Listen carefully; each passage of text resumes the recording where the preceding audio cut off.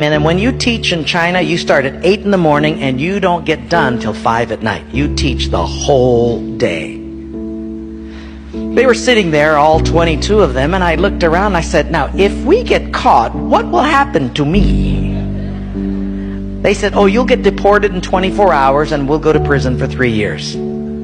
I said, you're kidding. How many of you have been in prison for your faith? Out of 22, 18 raised their hands. I thought, no way. I looked at him and I said, you 22 people, how many people do you oversee? Because they were all of these small group leaders, underground church leaders in the Hunan province.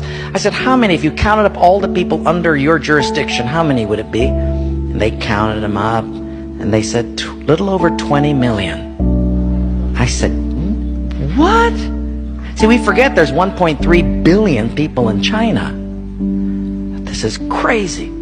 Well, I had 15 Bibles and I passed them out. Obviously 7 didn't get them. And I said, let's turn to 2 Peter chapter 1 and we're going to read it. And just then one lady handed hers to somebody next to her. And I thought, interesting. Well, we turned there anyway, and as we started reading it, I understood why she gave it away. She had memorized the whole thing. She just recited the whole chapter. When it was done, I went over to her at a break and I said, you recited the whole chapter. She says, oh yes, I've memorized many chapters. I said, where did you memorize many chapters? She said, in prison. I said, you have much time in prison. So I said, but don't they confiscate the Bible? She said, yes. So people bring in scriptures written on pieces of paper and they bring it in. So I said, but then if they find that piece of paper on you, won't they confiscate that? She said, oh yes, that's why you memorize it as fast as you can. Because even though they can take the paper away, they can't take what's hidden in your heart. I thought, wow. Well, after 3 days, you fall in love with these people. And when it was done, I said, how can I pray for you? I'm going to go back to America, and you guys have been just so wonderful. How can I pray for you?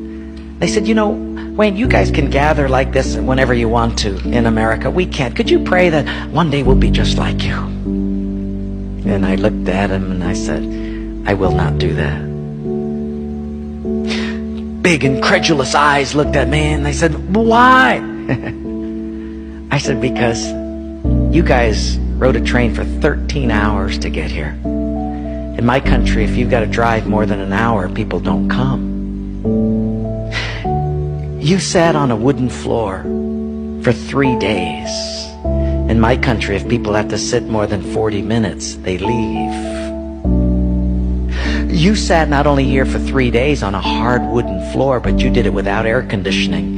In my country, if it's not padded pews and air conditioning, people don't often come back. In my country, we have an average of 2 Bibles per family. We don't read any of them. You hardly have any Bibles, and you memorize them from pieces of paper. I will not pray that we become like, you become like us, but I will pray that we become just like you.